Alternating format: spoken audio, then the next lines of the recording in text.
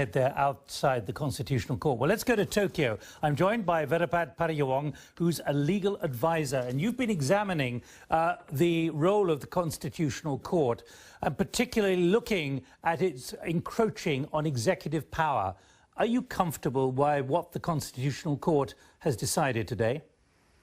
Well, I wasn't comfortable at all 4 years ago when the same court ruled to remove the former Prime Minister, Samaxon Torawet. I'm equally, if not more, disturbed by today's decision, which is presenting itself as one step closer to what we might call juristocracy, or the rule by the judges in Thailand.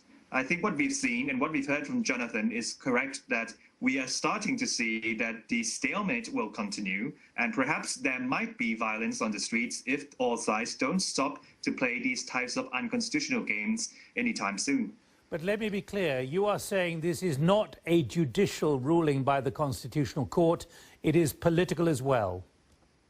Well, I wouldn't go that far, but I would say it's not legal anymore. There is some sort of elements added to the decisions. For example, if we look at the decision today, the court couldn't come up with a single piece of evidence which shows in direct effect that there is a conflict of interest between the Prime Minister and the person who filed the case in the first place. The court simply made up an assumption that because one person is related to one person who's related to the Prime Minister, therefore this is the whole corruption scheme of some sort. And I believe that for someone to claim that the Prime Minister must be removed, there has to be a standard of evidence here.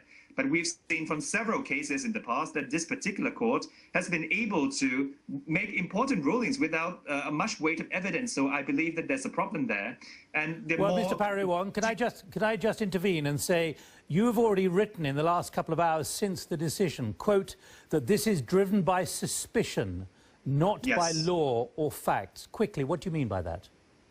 Well, like I said, when I listened to the reading of the decision today, I was hoping for some sort of clarity on the law and the facts, how the court applied the law to the facts in this particular case. But what I've heard from the court, in my honest opinion, is that the court was suspicious of things that were going on. And I have to admit that people can be suspicious at times, but people who are suspicious cannot simply have the power to rule that the head of the executive has to relinquish his power.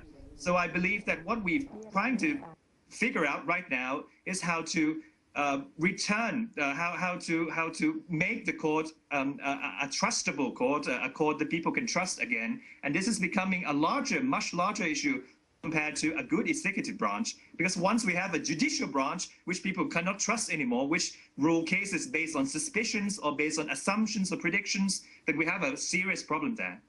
Verapat Pariyawong, legal advisor, joining me from Tokyo. Thanks very much indeed for that.